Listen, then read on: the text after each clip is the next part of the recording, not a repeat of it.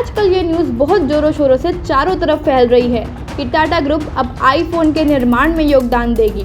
खबर बड़ी है तो जाहिर है खबर के पीछे का उद्देश्य भी बड़ा होगा। चलिए जानते हैं इस खबर का पूरा सच। अब ये खबर सुनते ही आपके माइंड में ढेरों क्वेश्चंस आ रहे होंगे, जैसे अब आईफोन भारत में बनेगा, मैन्युफैक्चरिंग कहाँ होगी, ना जाने क्या क्या। तो टाटा कंपनी ताइवान की एक कंपनी विस्ट्रॉन कॉरपोरेशन के साथ लगातार बातचीत में लगी हुई है और फिलहाल आईफोन की असेंबलिंग का काम अपने हाथ में लेने के मन में है। और इस बातचीत की सफलता मिलते ही टाटा भारत में अपनी असेंबली यूनिट लगा सकती है। अब यहाँ पर एक इंटरेस्टिंग बात ये आती है जो शायद कुछ लोगों को हैरान भी कर सकती है कि भारत में आईफोन की असेंबलिंग 2017 से ही हो रही है। सवाल बनता है कहाँ, कौन और कैसे।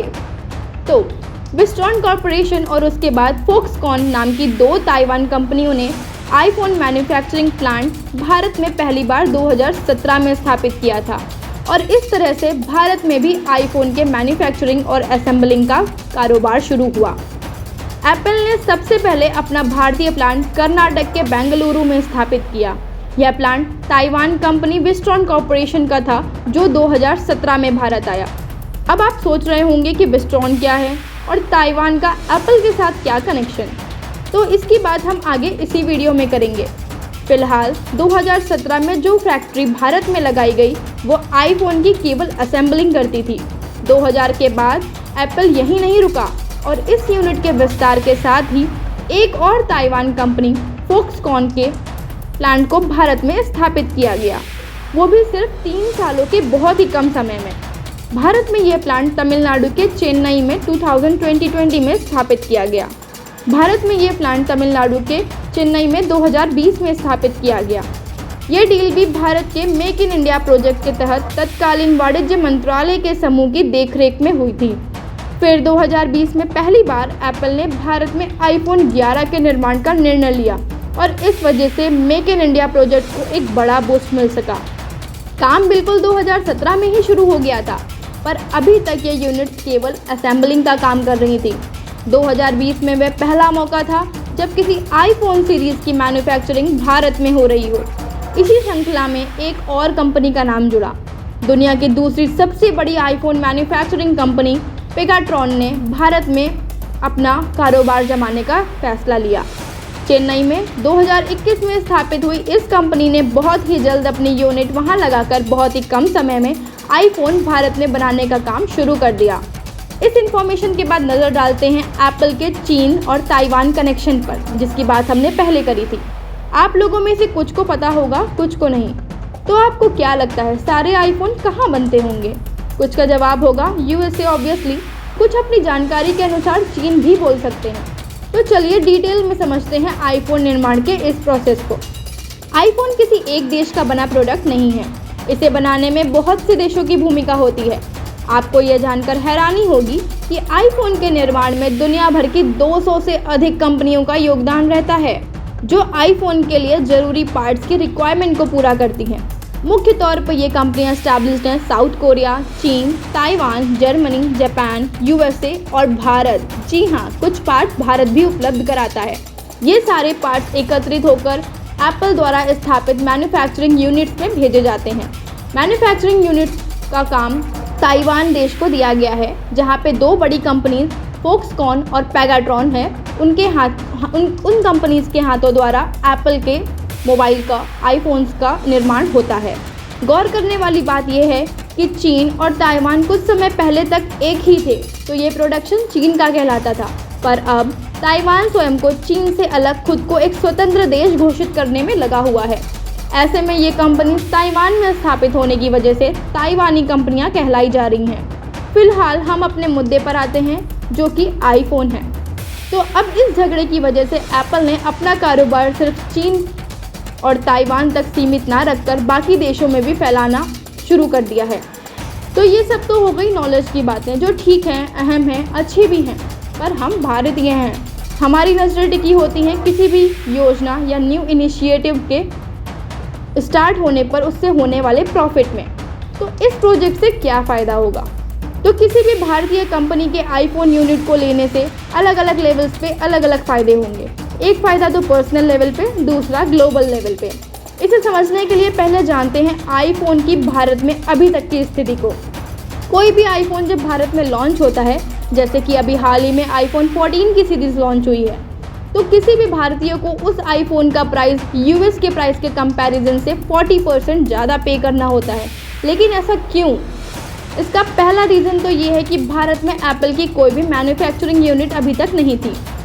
एप्पल का भारत में selling business third party network के जरिए होता है, जिसकी वजह से मिडिल मैन होते हैं जो एक्स्ट्रा चार्जेस कट कर लेते हैं। इसके बाद भारत के टैक्स जीएसटी में 6% का हाइक यानी 12% से 18% और आईफोन के रेट आसमान पर। यही नहीं, अब कोई प्रोडक्ट बाहर से आ रहा है तो इस पर इम्पोर्ट ड्यूटी मतलब आयात शुल्क तो लगेगा ही। और ध्यान देने वाली बात यह है कि ये सभी टैक्स भारत में बाकी देशों के कंपैरिजन में ज़्यादा हैं।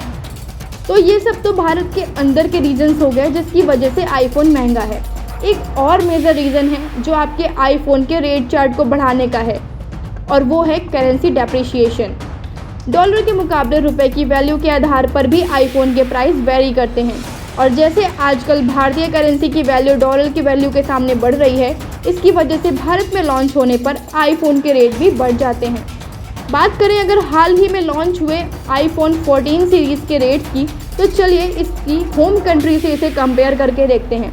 आईफोन 14 की शुरुआती रेंज भारत में 79,900 है, वहीं यूएस में ये सिर्फ 63,601 से शुरू है। आईफोन 14 प्लस भारत में 89,900 और यूएस में 71,561 पर है। वहीं आईफोन 14 प्रो भारत में 1,29,900 और यूएस में सिर्फ 79,920 की रेंज में, और आईफोन 14 प्रो मैक्स भारत में 1,39,900 पर है और यूएस में 87,491। और गौरतलब है कि ये सभी रेट्स अभी टैक्स से एक्सक्लूडेड हैं। खैर, ये तो बात हुई रेंज इतने हाई क्यों हैं। अब चलिए कुछ अच्छी बातें जानते हैं। तो ये आईफोन लवर्स के लिए सबसे अच्छी बात तो यही होगी कि उन्हें कम खर्च में उनका मनपसंद आईफोन मिल जाए, और इस तैयारी में भारत अभी से जुट गया है। कैसे? टाटा ग्रुप की भारत में स्थापित ताइवानी कंपनी से एग्रीमेंट के आधार पर असेंबली का काम भारतीय कंपनी को मिलने के पूरे चांसेस हैं। और इसके बाद होगा ये कि जो मिडिलमैन की बात अभी हमने की थी, काफ़ी हद तक वो खर्च या चार्जेस आईफोन की कीमत से हटने या कम होने के चांसेस होंगे। आसान शब्दों में कहा जाए तो दिन पर दिन बढ़ते भारतीय आईफोन यूज़र्स को आईफोन कम दामों में उपलब्ध हो पाएगा। अब ग्लोबल लेवल पे कुछ अच्छी बातों की बात करते हैं। तो सबसे पहली बात तो ये होगी कि अगर कोई भारतीय कंपनी इसे असेंबल करेगी तो इस पर मेड इन चाइना की जगह मेड इन इंडिया लिखा मिलेगा, जो अपने आप में गर्व की बात तो है ही, साथ ही भारतीय आईफोन कारोबार में बूस्टअप का बेहतर तरीका है। और एप्पल पहले से ही दूसरे देशों में आईफोन का बिजनेस एक्सपेंड करना चाह ही रहा है, जैसा हमने आपको थोड़ी देर पहले बताया था। ऐसे में टाटा का ये इनिशिएटिव भारत के लिए बहुत फ़ायदेमंद साबित हो सकता है। इसके बाद बात करें अगर उपलब्धता की, तो सबसे पहले ये बाहर से आता था, तो यूएस और भारत के लॉन्च में काफ़ी दिनों का गैप रहता था। मेक इन इंडिया के तहत ये प्रस्ताव इस मेजर गैप को बहुत कम करेगा और बहुत सीमित करने में कारगर साबित हो सकता है। इसके साथ ही और ही फ़ायदे भी होंगे, जैसे शिपिंग प्रॉब्लम और colour unavailability, out of stock की समस्याएं कम करने में काफ़ी हेल्प मिलेगी। ये भारत की रोजगार समस्या में भी जलते चिराग का काम करेगा। एक एस्टैब्लिशमेंट से काफ़ी क्षेत्रों में वैकेंसीज आ सकती हैं। आपको ये जानकर आश्चर्य हो सकता है कि एप्पल भारत में करीब 10 लाख जॉब्स को सपोर्ट कर सकता है, और इससे भारतीय टैलेंट भारत में ही निखर पाएगा। और सबसे महत्वपूर्ण फ़ायदा देश के ऑनगोइंग अभियानों में होगा। आत्मनिर्भर भारत और मेक इन इंडिया मूवमेंट के तहत हो रहे प्रयासों में टाटा ग्रुप का ये प्रयास मील का पत्थर साबित हो सकता है। सुई से जहाज तथा नमक से स्टील तक फैला टाटा का ये कारोबार अब स्मार्टफोन्स की दुनिया में बढ़ चुका है। वो दिन दूर नहीं जब आपको टाटा की तरफ से आईफोन मिलने लगेंगे और आईफोन पर भारत का नाम होगा।